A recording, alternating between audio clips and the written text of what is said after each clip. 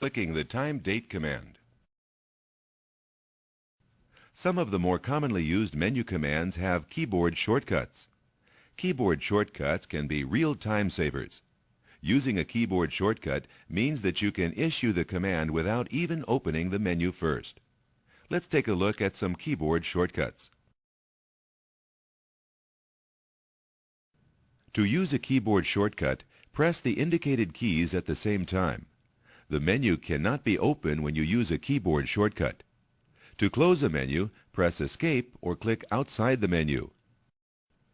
Here are some especially useful keyboard shortcuts. Ctrl+X will cut a selected item. Ctrl+C will copy a selected item. Ctrl+V will paste a selected item. Delete will delete a selected item. Ctrl+Z will undo the last command you did. Ctrl+F will open the Find dialog box. Good. Notice that the Find dialog box has been opened without having to select its command on the Edit menu. Here are some dialog box keyboard shortcuts. The spacebar toggles an option button or checkbox on or off. The Escape key cancels the dialog box. The Enter key accepts the chosen settings and closes the dialog box. The Tab key moves forward through dialog box options. Shift+Tab moves backward through dialog box options. Note that these options also work with web pages. Let's cancel this dialog box by using the Escape key. Good. The dialog box has been closed. Here are some useful window and desktop shortcuts.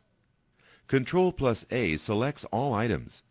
The F2 function key renames an item. Alt+Enter views an item's properties. Shift+Delete deletes an item without sending it to the recycle bin. Alt+F4 closes a program or window. The F5 function key refreshes the window and delivers email messages. The Windows key on some keyboards will display the Start button and taskbar. You can also hold the Windows key and press an additional key for shortcuts to other functions. Shortcut menus are special menus which provide quick access to common commands. To display a shortcut menu, point to something and right-click. If the item you are pointing to supports shortcut menus, a pop-up menu will appear. Shortcut menus are context-sensitive, which means they will only display information relevant to the item you right-clicked. Almost every shortcut menu you see will be slightly different. To close a shortcut menu, click anywhere outside the menu. Menus appear in many different kinds of windows in Windows 2000.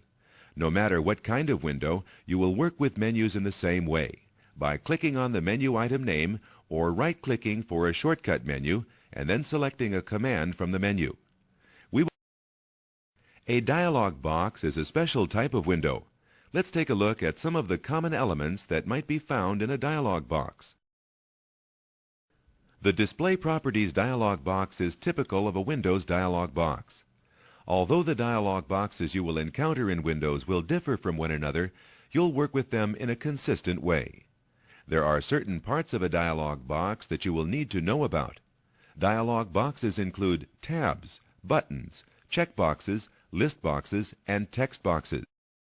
Some dialog boxes are separated into sections by index card-like tabs.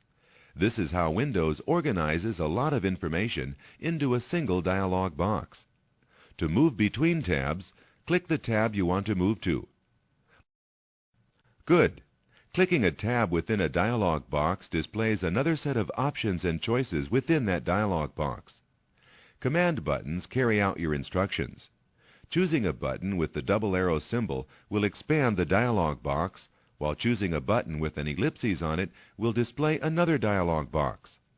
Let's try using option buttons indicate choices and allow you to choose one option from a group.